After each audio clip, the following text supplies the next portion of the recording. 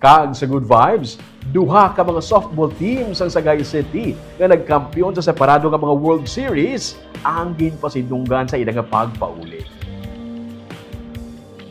Ginabiyabi sa ginatus ka mga estudyante, mga manunudlo, government officials, parents kag supporters ang abansi ni Grense Sagay City 12 under kag 14 under girls softball teams. Isa ka citywide caravan ang patigayon sa pagsug-alaw sa teams nga naghatag sang dungog sa Sagay City, sa Negros kag sa Pilipinas. Isa ka recognition program ang patigayon sa Sagay National High School kung saan nagahinugyaw ang mga supporters samtang nagasulod ang mga atleta. Preska pa alin sa ilang kadalagaan sa McAllen, Texas kag Hemet, California. Doble ang international victory nga ginsaulog sa syudad.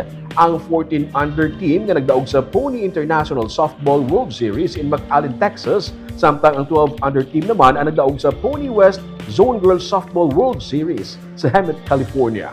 Ang mga atleta ang ginwelcome ang 14 ka mga junior high school students sa Sagay National High School kag 5 ka mga learners halin sa Jose B. Poy Senior Elementary School kaupod ang ilang mga coaches kag trainers. Ang kompletong line-up nagalakip sa players halin sa Bacolod kag United States nga naga-intra sa Sagay-based team para sa mga international competitions.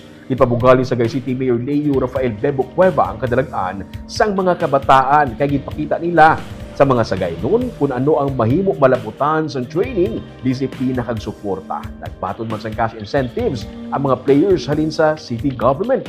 Si Arabella Hito, grade 9 student sa Sagay National High School, ang kilala bilang most valuable player sang 14 under Pony International Softball World Series. Samtang sa 12 under, ginkilala naman si Mary Chris Blanco bilang MVP sa iya division sa homecoming na nakarecord sang 39 ka mga strikeouts.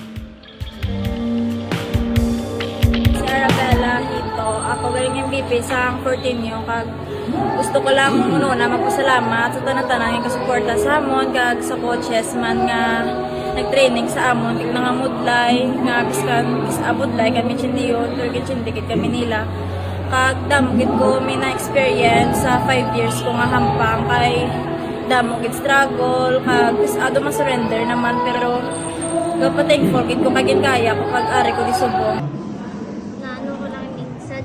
Tapos nalipay ko nga nag-champion kami kag nagpatingyo ko sa nagasuporta sa amon sa amon coach sila ni Sir Vincent kag sa pagsuporta sa